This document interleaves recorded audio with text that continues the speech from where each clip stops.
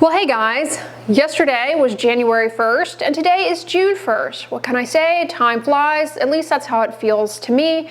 Today's video, to be expected, is my May favorites and a single failed product.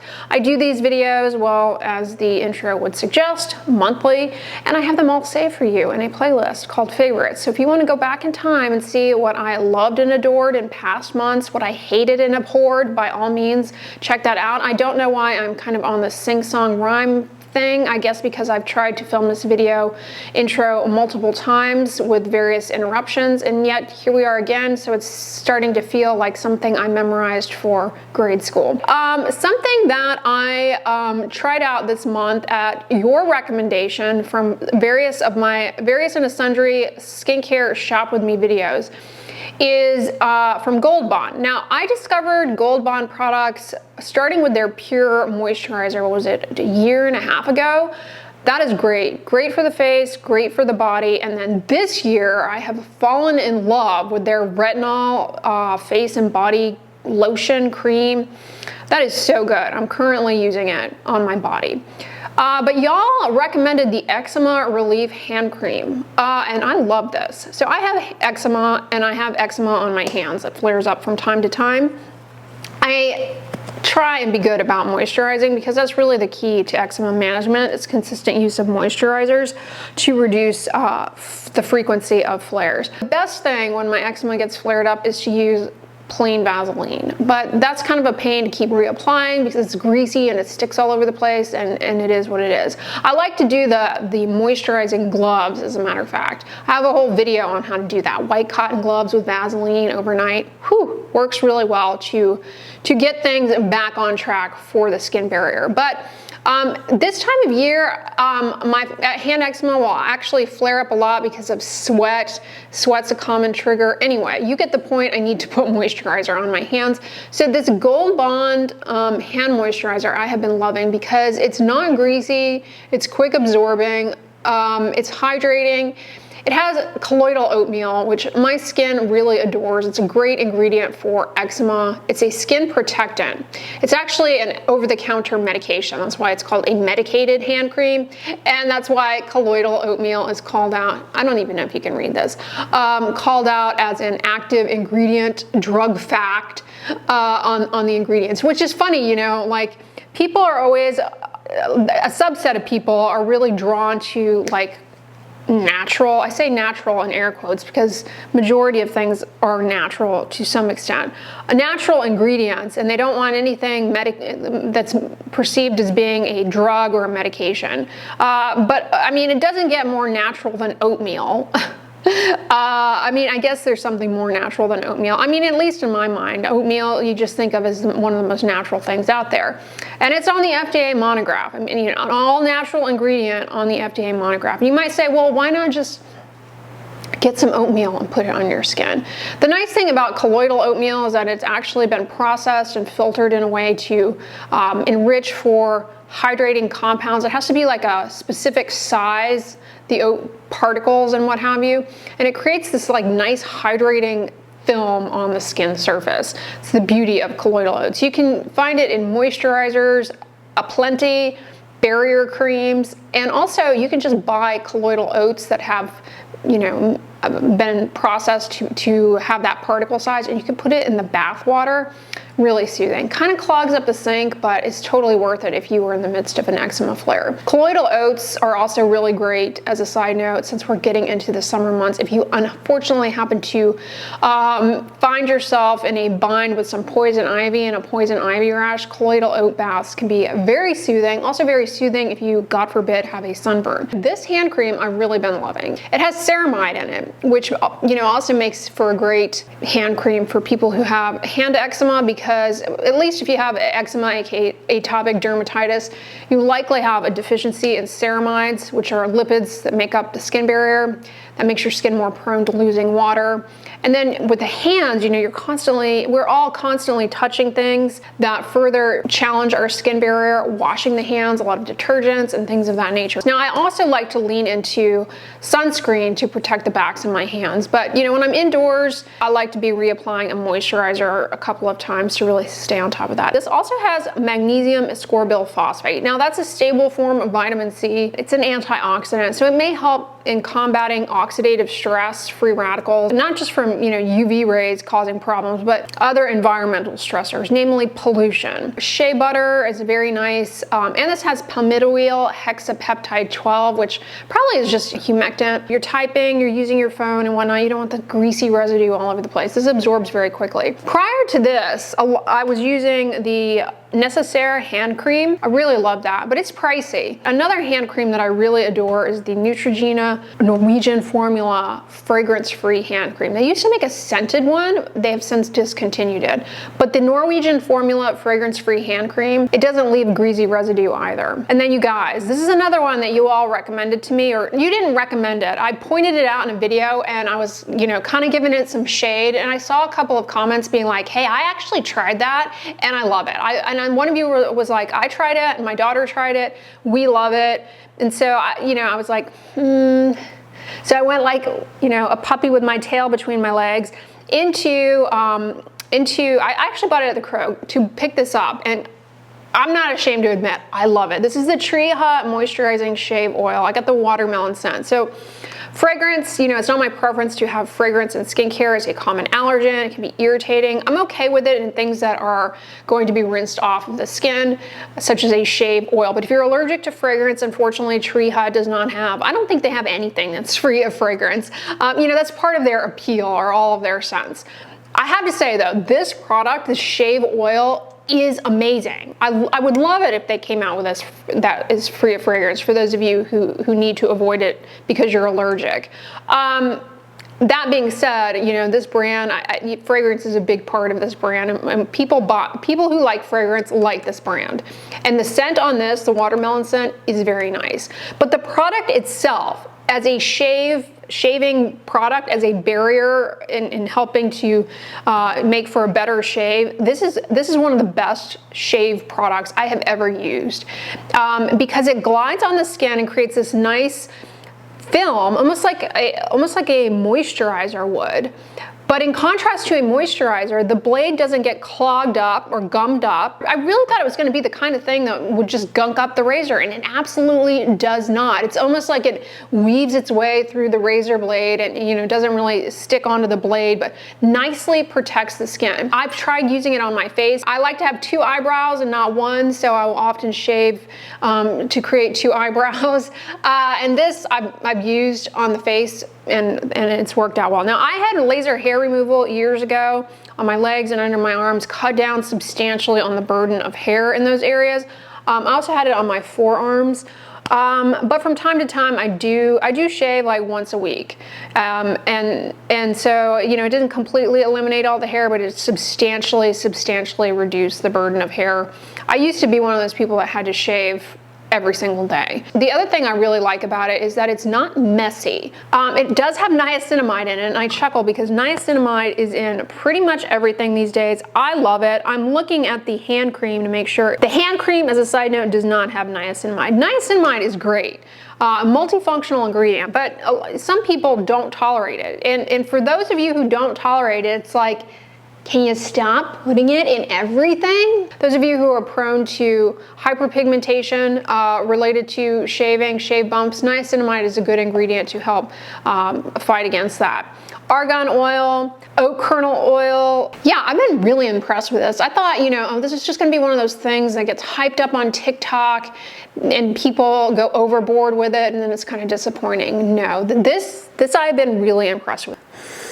Like, you just want to jump in that bottle and hang out there. It's a very nice scent, but it does not linger. Like, you shave with it, it's pleasant in the shower, the watermelon scent, and then when you rinse the shave residue off, you don't continue to smell like this watermelon scent. So it's not really offering anything truthfully to the product other than making the experience of shaving pleasant with the watermelon scent in the background. Fail of the month is, earlier this month, I went into CVS with you guys, did a shopping video. Y'all really seem to enjoy that. I purchased a ton of stuff in there because the CVS Extra Care program, if you're not on that, you definitely should. It's like totally free, their rewards program. I decided to try out, I love lavender eyeshadow. So I purchased the City Mini palette from Maybelline, and I've liked a lot of Maybelline products in the past, so I was expecting this to be a win because these kinds of shades I love.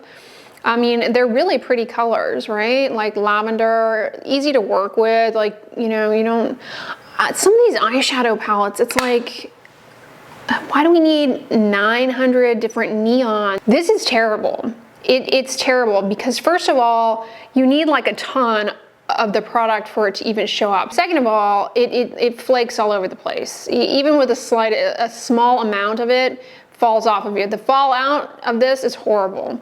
And a lot of you guys, you know, I complained about it in my vlog and I saw some comments like, yeah, the Maybelline eyeshadows are notorious for being that bad. And that's odd to me because I swear I've used Maybelline eyeshadows in the past and they were not this wretched.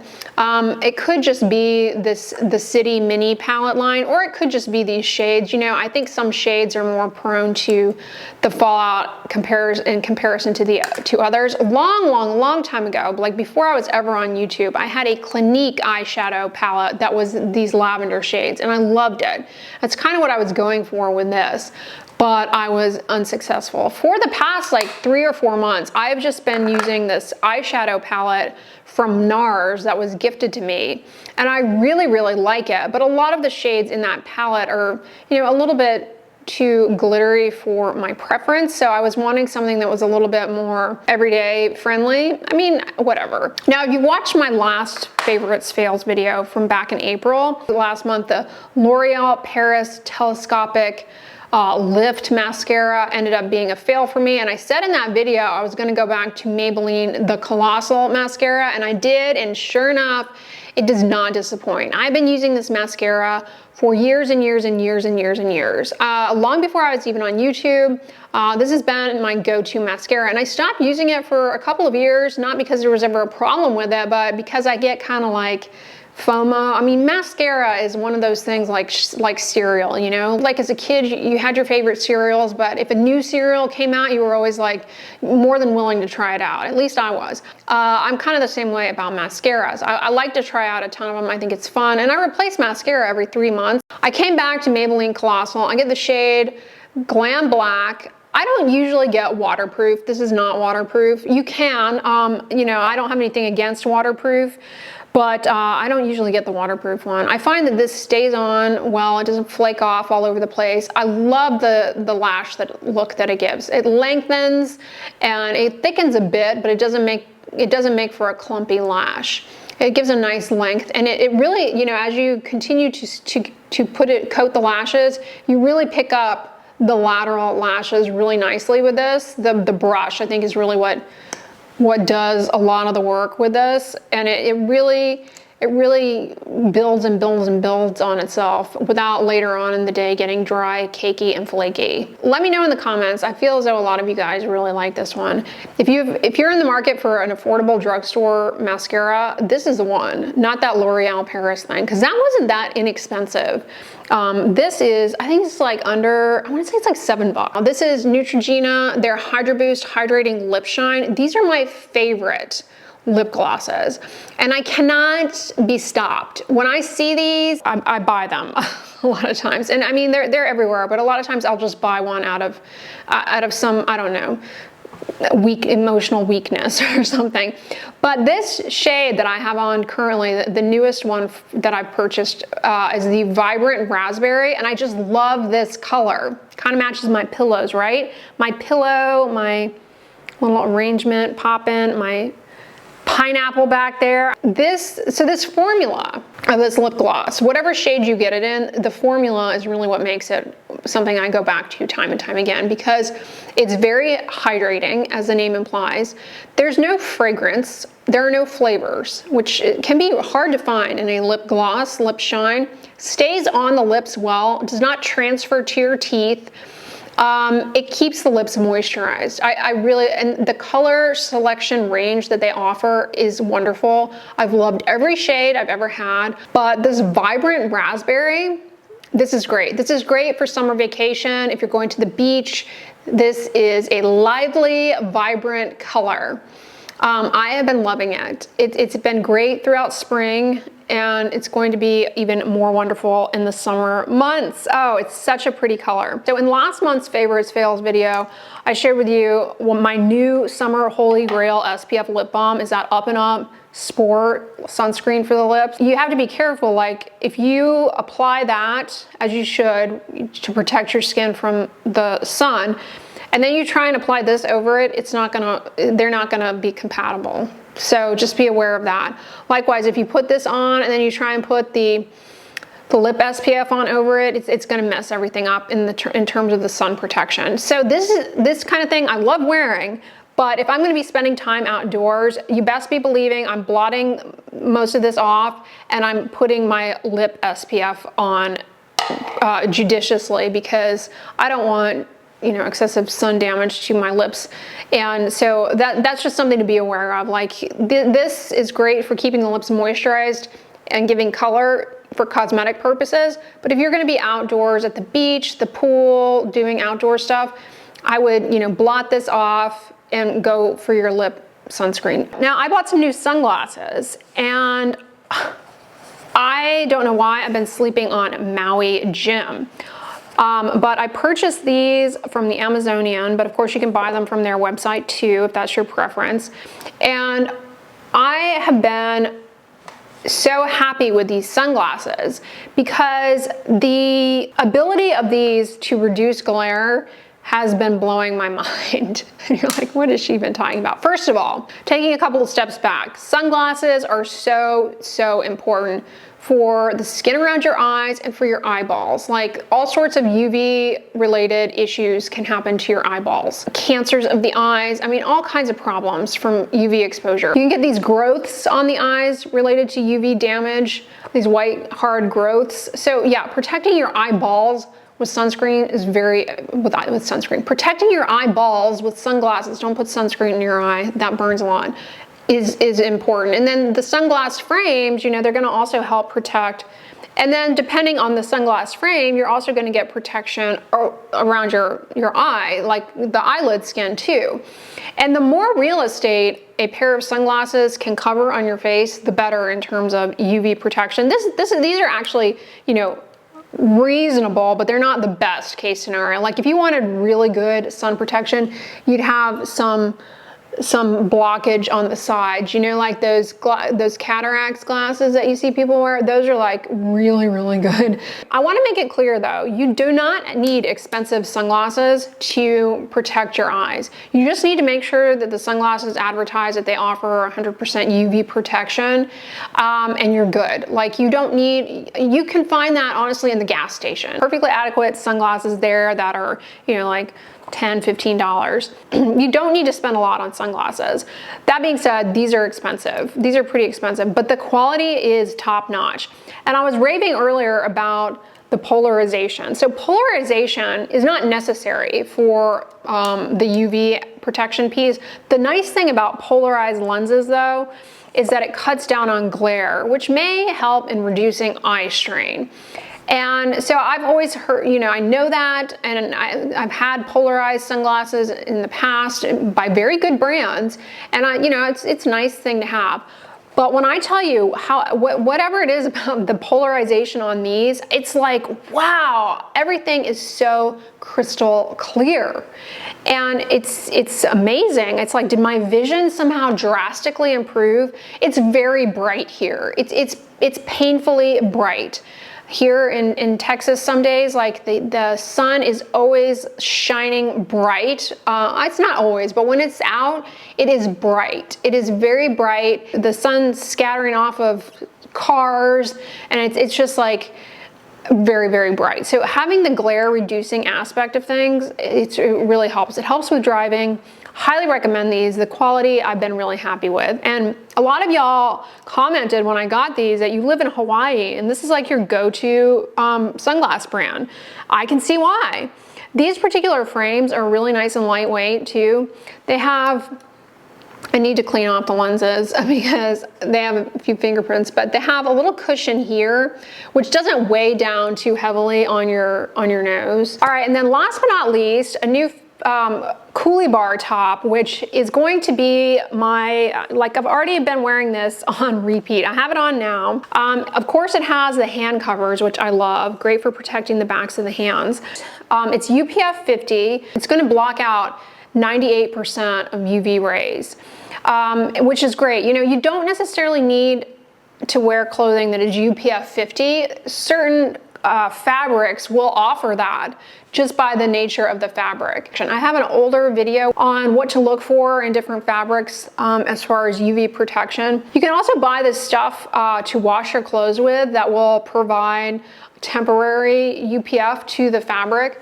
So that's another option, a bit more, you know, affordable if you're for like, you know, days where you're gonna be out in the sun. But I have to say, I've been buying Coolibar stuff for going on 8 years now, and the quality does not ever let me down. The material is so good, the stitching and everything. I mean, it holds up. It remains as good as the day you get it through multiple washings. But anyway, this top is so comfortable. It's, you know, kind of more fitted.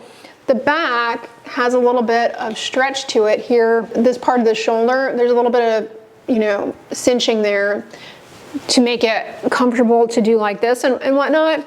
You can zip up here, which I'm not gonna do because I have this annoying microphone clipped on. But this particular fabric, especially, the white color especially, is not something that is gonna be as likely to make you feel overheated. The white material is great, it doesn't absorb heat, and the material is really thin and lightweight, so you don't sweat too much in this. It's very, very comfortable to wear. I've been loving it and wearing it a ton. You can't go wrong with Coolibar. As a matter of fact, their hats are some of the best. Honestly, they have a variety of different styles, and I just got a couple of new hats from them that they sent me. And this is one that I already have, but I got another one. It's the Brittany style beach hat. Highly recommend this if you are gonna take a trip, a vacation, because this Brittany hat is easy to pack. It's great for the beach. It's easy to pack because it'll collapse and you can, you know, fold it up or whatever and squish it in your suitcase. And then when you get to where you're going, it, you know, it opens up. You can adjust the head circumference depending on how big or small your head is. This is great for the beach. It's like your own little personal umbrella. I mean, the brim on this is huge, but it's got like a little wire there so you can flip it up, which is handy. You know, you can flip this up and, you know, mold it to how you want. The only thing I wish this had, which a lot of the Coolibar hats do have, I wish it had an under the chin strap, because, you know, you're walking on the beach, the wind will blow this away. But honestly, because this is so bendy, it's nice, like if you're walking, you can kind of bend it down to block out the sun coming towards your face.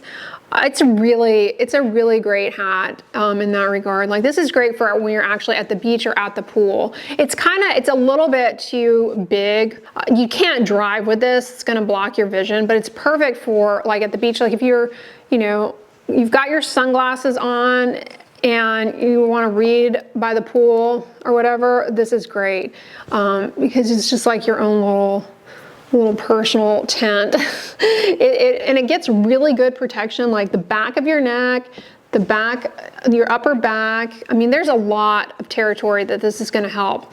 You still need to wear sunscreen though when you're wearing a hat like this, because UV rays, they will reflect up off of surfaces onto the underside of, you know, from below, especially at the beach, you know, on white sand. So you could still get a sunburn, believe it or not, wearing a big old hat like that. You can still get sunburn. Same thing if you're sitting under an umbrella, you still need to wear sunscreen because of that same issue. All right, y'all, that concludes this favorites video. I hope you guys enjoyed it and that you're having a good first day of June, that you're excited for summer. Let me know in the comments what you have been loving over the past month. And if you guys enjoyed this video, give it a thumbs up, share it with your friends. And as always, don't forget, sunscreen and subscribe. I'll talk to you guys tomorrow. Bye.